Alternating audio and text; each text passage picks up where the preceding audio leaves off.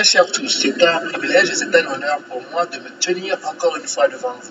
En effet, aujourd'hui c'est la journée que le Seigneur a faite, alors nous allons nous réjouir en ce jour et nous allons être heureux en ce jour. En effet, lorsqu'on m'a dit « Allons à la maison de l'Éternel », j'étais dans la joie et dans une joie complète, car il est toujours bon d'être dans la présence du Seigneur, car c'est là où nous obtenons non la paix que nous cherchons, la joie que nous recherchons. Tous les chemins qui sont tortueux sont rendus droits, toutes les vallées sont exaltées et toutes les montagnes sont abaissées. C'est dans la présence de Dieu où nous avons la possibilité de pouvoir recevoir quelque chose de la part de Dieu qui va bouleverser notre vie. En effet, nous avons besoin d'être dans la présence de Dieu.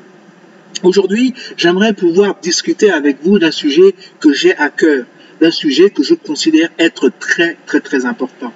En fait, il est important pour nous de reconnaître que nous sommes en guerre. Nous sommes en guerre non pas les uns contre les autres, mais dans le monde spirituel, il y a une guerre. Et le terrain où se passe la bataille, c'est nos âmes. J'aimerais pouvoir, si vous me le permettez, vous dire pourquoi je dis que nous sommes en guerre et qu'il y a une guerre spirituelle. Vous voyez, Dieu est un Dieu exceptionnel, c'est un Dieu merveilleux, c'est un Dieu qui fait toutes choses et tout ce que Dieu fait est bon. Lucifer, qui était l'un de ses anges les plus qualifiés, a pensé à un moment donné qu'il pouvait être comme Dieu ou qu'il pouvait être l'égal de Dieu. Et voulant s'exalter un peu au-dessus de Dieu ou obtenir les mêmes doléances que Dieu, il a donc fomenté ce que j'appelle une rébellion. Et la manière dont Dieu a réglé cette rébellion, c'est qu'il a chassé un tiers des anges que nous considérons aujourd'hui comme étant des anges déchus, parce que ce sont des anges qui ont suivi Lucifer. Il les a précipités sur la terre. J'aimerais pouvoir dire ici que le diable n'est pas l'égal de Dieu. Il n'y a pas de match entre Dieu et le diable. Dieu est bien plus puissant que le diable. La vérité, c'est que la Bible dit qu'il a humilié le diable, qu'il a dépouillé les principautés, les dominations et les a livrées publiquement en spectacle, en triomphant d'elle, de ces forces-là, sur la croix. Donc nous voyons très bien que la force que le diable a, la capacité que le diable a de nous nuire, et que le diable a de nuire dans la création que Dieu a faite, oui, il peut nuire, mais c'est une nuisance qui est limitée parce que Dieu est tout puissant et Dieu n'a pas d'égal.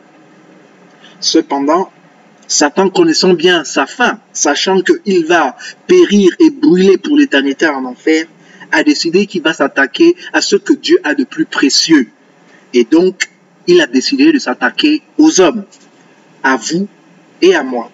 Et aujourd'hui, Satan, son but, c'est de pouvoir pervertir l'humanité, c'est de pouvoir pervertir et corrompre et séduire les hommes et les femmes, afin qu'une bonne partie de l'humanité puisse se retrouver en enfer.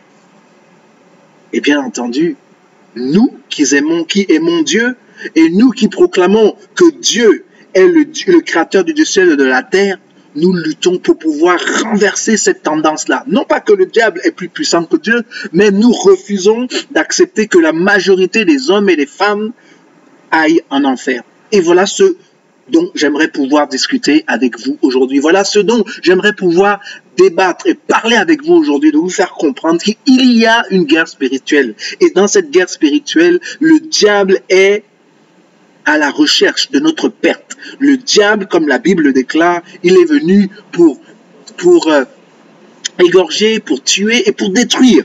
Cependant, Dieu est venu pour que nous ayons la vie, mais pas seulement une vie simple. Il est venu pour que nous ayons la vie et que nous ayons la vie en abondance.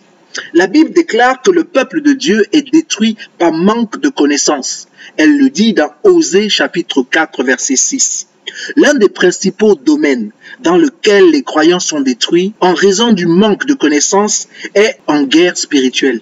L'Église primitive considérait leur expérience spirituelle en termes de guerre. La terminologie militaire est utilisée tout au long du Nouveau Testament. Comme on peut le voir ci-dessus, la protection a été vue dans l'armure de Dieu. Oui, parce que nous sommes en guerre, Dieu a prévu une armure pour nous. Et il est important que pour nous, en tant que chrétiens, que nous portons cette armure, l'armure de Dieu, afin de pouvoir nous protéger des ruses et des attaques de l'ennemi. La parole de Dieu a été comparée très souvent à une épée. Les attaques de Satan étaient appelées fléchettes enflammées. La foi était le bon combat. Et sur un dit aux croyants de mener une bonne guerre. L'Église primitive savait qu'elle était engagée dans une lutte spirituelle intense. La même bataille spirituelle continue aujourd'hui, mais au lieu de combattre l'ennemi, les chrétiens sont souvent distraits par autre chose, comme la construction des grands bâtiments d'église. Maintenant, je ne veux pas donner l'impression que nous ne devons pas bâtir des églises. La preuve, c'est que David voulait bâtir un grand temple au Seigneur, et le Seigneur lui a dit: David, non, tu ne bâtiras pas le temple, mais parce que le désir de bâtir un temple est dans ton cœur, je suis ravi et je vais te bénir pour cela. Je suis heureux parce que j'ai le désir de me bâtir un temple. Et il va même plus loin en lui disant que toi, tu ne bâtiras pas le temple, mais que Salomon va bâtir le temple. Donc, je ne suis pas ici en train de dire que dans nos ministères, nous ne devons pas construire des grands temples. Mais je suis en train de dire que nous ne nous perdons pas en voulant bâtir seulement que des grands temples. La lutte spirituelle, le combat spirituel n'est pas basé sur la grandeur de nos sanctuaires, ou la magnificence de nos bâtiments, ou la production de nos musiques. Et je ne dis pas que nous devons négliger la louange, que nous devons négliger la musique dans l'église. Non, au contraire, je pense que nous devons avoir la qualité de son et la qualité de la musique. Je pense que la musique vient de Dieu. Quand bien même aujourd'hui, une bonne partie de la musique a été pervertie, la musique vient de Dieu parce que tout ce que Dieu a créé est bon. Et ce que nous voyons qui a des perversions, c'est parce que l'ennemi l'a perverti et il a utilisé des hommes pour pouvoir pervertir ce que Dieu lui-même avait créé à l'origine pour être bon. Et puis, si on n'a pas des instruments dans notre église, cela ne veut pas dire que Dieu ne peut pas se manifester. Il peut très bien se manifester car la Bible nous demande et nous appelle à louer Dieu en faisant des bruits qui sont agréables à Dieu. C'est-à-dire que nous devons faire, comme on dit en anglais, joyful noise, c'est-à-dire des bruits qui sont joyeux envers Dieu. Ce que Dieu a besoin, c'est de la sincérité de notre louange, c'est de la sincérité de notre cœur. Et la Bible dit que nous ne pouvons pas adorer ou louer Dieu si on n'est pas en esprit. Nous devons louer Dieu en vérité et en esprit. Donc, tous les autres artifices qui sont autour ne peuvent pas bouger le cœur de Dieu. Ce qui touche le cœur de Dieu, c'est la sincérité de notre cœur. Ce que Dieu veut voir, c'est dans notre cœur l'amour que nous avons pour lui. Est-ce que son Fils est au centre de notre cœur? Et je pense qu'aujourd'hui, beaucoup d'entre nous, nous sommes perdus. Et nous avons donné des priorités à des choses que Dieu lui-même n'a pas donné de priorité. La tenue de réunions de communion, les problèmes entre eux. En effet, les chrétiens se battent souvent entre eux, pendant que la grande bataille spirituelle se déroule autour de chacun. Et là, nous sommes là en train de faire de la compétition entre nous. Nous sommes là en train de nous chercher des poux dans la tête de tout un chacun. Or qu'en fait, chacun de nous avons un rôle bien déterminé. Si nous regardons bien les Écritures, nous voyons bien que le Maître a donné à chaque serviteur selon ses capacités. Ce qui veut donc dire que chacun de nous, même si c'est un peu et que d'autres ont beaucoup, on n'a pas le droit de vouloir nous comparer aux autres. Mais ce que nous devons faire, c'est nous assurer que nous donnons toujours le meilleur de nous-mêmes. Le Maître sera satisfait parce que ce qu'il nous a remis, nous ne lui remettons pas à l'état dans lequel il nous l'a donné. Nous avons fructifié. N'oublions pas que Dieu dit dans sa parole qu'il veut que l'on domine sur la terre. Et que lorsque nous dominons sur la terre, il veut que nous nous multiplions et que nous produisions des choses sur la terre. Dieu nous a donné toutes choses de manière brute. Et c'est à nous de l'améliorer. C'est à nous de faire en sorte que la gloire de Dieu se manifeste. Et pour cela, Dieu a décidé de faire de nous ses partenaires. Oui, Dieu a mis tout ce dont nous avons besoin dans la nature. Tout ce dont nous avons besoin se trouve ici-bas. Mais c'est à nous d'aller le chercher. C'est à nous de nous battre afin de pouvoir améliorer nos conditions de vie. C'est à nous de nous battre afin de nous rapprocher de Dieu et d'améliorer la vie des hommes et des femmes qui sont autour de nous. Ce n'est pas la responsabilité de Dieu seul, c'est notre responsabilité aussi. Voilà pourquoi Jésus disait, lorsque j'étais nu, vous ne m'avez pas habillé. Lorsque j'avais faim, vous ne m'avez pas nourri. Lorsque j'étais malade, vous n'êtes pas venu prier pour moi afin que je guérisse. Lorsque j'étais en prison, vous n'êtes pas venu me rendre visite. Et les disciples étaient surpris en disant, mais quand as-tu été dans ces états-là et nous ne sommes pas venus vers toi? Et Jésus de leur dire, quand vous ne faites pas ces choses-là au plus petit d'entre vous, vous ne l'avez pas fait pour moi. Voilà la lutte que nous devons lutter. Nous devons nous battre pour que non seulement notre vie soit épanouie, mais pour que la vie des hommes et des femmes qui sont autour de nous puisse être aussi épanouie. Voilà pourquoi nous devons empêcher aucune personne d'aspirer à des grands postes ou bien de vouloir être, par exemple, président de la République. Les hommes et les femmes ont le droit d'aspirer et d'être ce qu'ils veulent être. Mais ce qui est important, la question que l'on doit se poser, c'est est-ce que nous voulons pourquoi voulons-nous le pouvoir? Voulons-nous le pouvoir pour nous servir nous-mêmes ou voulons-nous le pouvoir pour servir les autres? Jésus a dit à ses disciples que le plus grand parmi vous, c'est celui qui sert. Donc, si dans notre attitude, nous voulons servir, nous avons le droit d'aspirer à des grands postes, le droit d'aspirer à des grandes choses, afin de pouvoir aider le plus grand nombre. Ne nous trompons pas de combat, ne cherchons pas l'époux dans la tête des uns et des autres, mais battons-nous contre l'ennemi. La Bible est claire, notre lutte n'est ni contre la chair et le sang, mais contre les esprits méchants. Oui, nous nous battons contre les esprits méchants.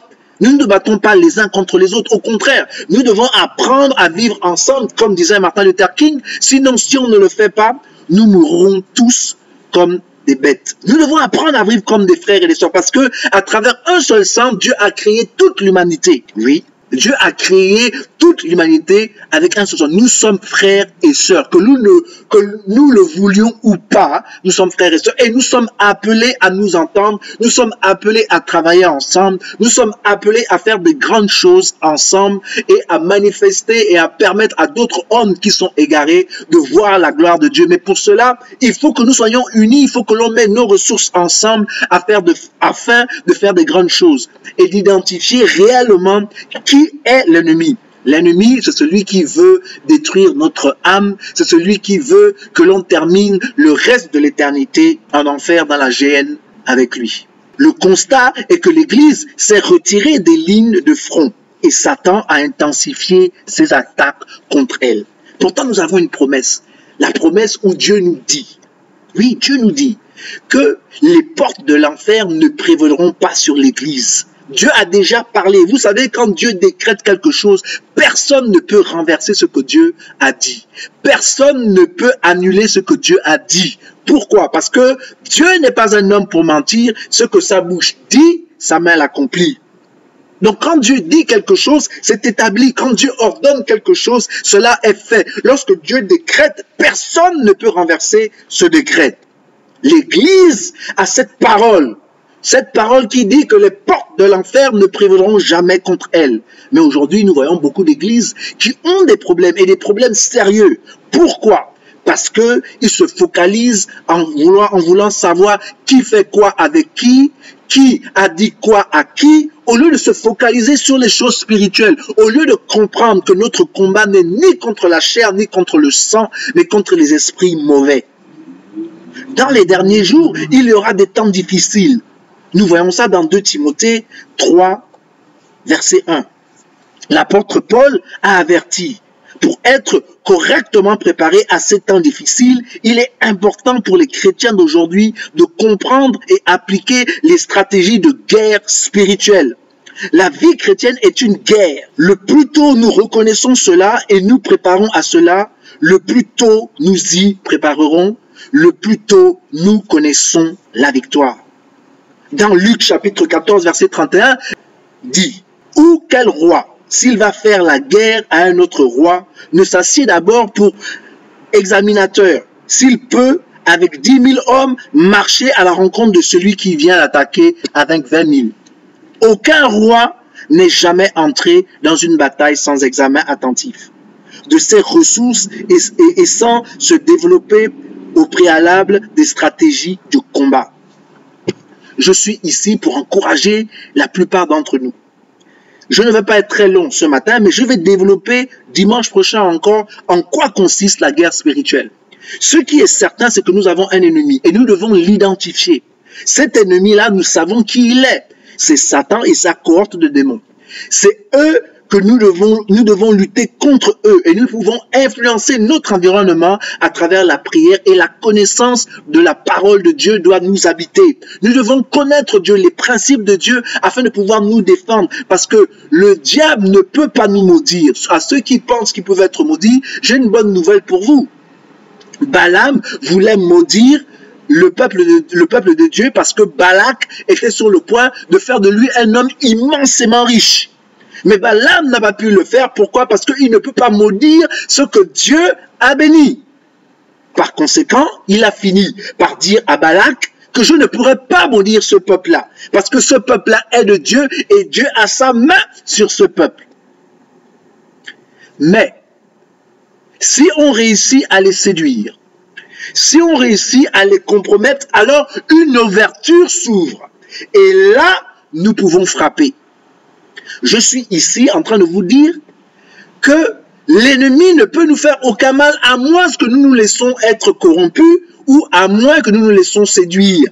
Donc il est important pour nous de marcher selon les principes et les concepts de Dieu et de ne pas nous permettre ou de permettre à personne de nous corrompre ou de nous séduire. Nous devons être influencés par la parole de Dieu et la parole de Dieu seul. La Bible est claire, si Dieu est avec nous, qui peut être contre nous? De qui aurons-nous peur si Dieu marche avec nous et parle avec nous? La Bible dit que celui qui vit en nous est plus grand que celui qui est dans le monde. Et que si nous résistons au diable, il finira par fuir loin de nous. Je suis en train de vous dire que n'ayons pas peur de ce terme guerre spirituelle. Cette guerre spirituelle, nous la gagnons. Cette guerre spirituelle peut être gagnée tout simplement parce que Dieu nous a déjà donné non seulement l'armure pour pouvoir combattre, mais il nous donne aussi les principes que nous devons utiliser pour pouvoir vaincre. Voilà pourquoi la Bible dit que dans toutes ces choses, nous sommes plus que vainqueurs. Alors j'aimerais pouvoir encourager des hommes et des femmes ici à réorienter leur lutte et leur combat. Au lieu de vous focaliser sur les hommes, focalisez-vous sur ce qui se passe dans le monde spirituel. Car la Bible ne ment pas. Tout ce que nous voyons dans le monde physique trouve son origine dans le monde spirituel. Eh oui. Donc si nous voulons influencer notre monde physique, nous devons lutter dans le monde spirituel. C'est dans le monde spirituel que nous devons lier l'homme fort, afin que dans le physique, nous puissions acquérir ce que nous voulons prendre, posséder. Donc j'aimerais vraiment vous encourager, vous qui m'avez écouté aujourd'hui. Je prie sincèrement que Dieu vous bénisse et que Dieu vous remplisse de son amour et qu'il vous remplisse de sa vivacité et qu'il vous fasse comprendre que dans toutes ces choses, vous êtes plus que vainqueurs. Et parce que vous lui faites confiance, vos ennemis ne triompheront jamais sur vous et vous n'aurez jamais honte. Je ne l'ai pas dit, c'est Dieu lui-même qui le déclare dans sa parole. Seigneur Jésus, je te bénis et je te rends grâce. Je te dis merci parce que je sais qu'il y a des hommes et des femmes qui aujourd'hui sont dans le désespoir. Je sais qu'il y a des hommes et des femmes qui aujourd'hui pensent que leur vie est sur le point de s'écrouler, qu'ils sont sur le point de tout perdre. Mais Seigneur, je prie, afin qu'ils prennent conscience que tu n'es pas un homme pour mentir, que ce que ta bouche dit, ta main l'accomplit. Seigneur, je veux qu'ils puissent comprendre que tu veilles sur ta parole afin que celle-ci s'accomplisse. Et que ta parole ne retournera jamais à toi sans pour autant avoir accompli ses desseins. Et Seigneur, tu as dans ta parole que nous ne sommes pas seuls, mais nous sommes avec toi, que tu marches avec nous et que tu nous révéleras toutes les choses que tu as cachées aux intelligents et aux sages de ce monde. Tu dis que ce n'est ni par la force ni par l'intelligence, mais c'est par ton esprit que nous pouvons faire toutes choses, que les montagnes sont déplacées. Alors Seigneur, je prie, afin que nous ne marchions pas selon la chair, mais que nous marchions selon l'esprit. Je prie, Seigneur Dieu, que nous prenions conscience que notre lutte n'est pas charnelle, mais notre lutte est spirituelle. Je te dis merci, Seigneur Dieu, de ce que l'on prend conscience que celui qui vit en nous est plus grand que celui qui est dans le monde. Et que si nous résistons au diable, il fuira loin de nous. Seigneur, merci de cette capacité que tu nous donnes de pouvoir influencer notre environnement. Cette capacité que tu nous donnes de pouvoir faire des grandes choses en ton nom. Et je te dis merci encore une fois que dans toutes ces choses, je dis bien toutes ces choses, nous sommes en effet plus que vainqueurs. C'est vrai que beaucoup d'afflictions peuvent affliger le juste, mais toi, ô Dieu, tu nous en délivres toujours. Et nous te disons merci pour ce principe spirituel, pour ces concepts spirituels. Nous te disons merci de raviver notre esprit aujourd'hui. Merci Seigneur de nous parler, de nous communiquer des choses spirituelles. Et merci Seigneur Dieu de nous permettre d'être plus que vainqueurs dans le monde spirituel afin que nous puissions jouir pleinement de notre victoire dans le monde physique. C'est au nom de Jésus que j'ai prié. Amen. Merci beaucoup de m'avoir écouté et que Dieu vous bénisse.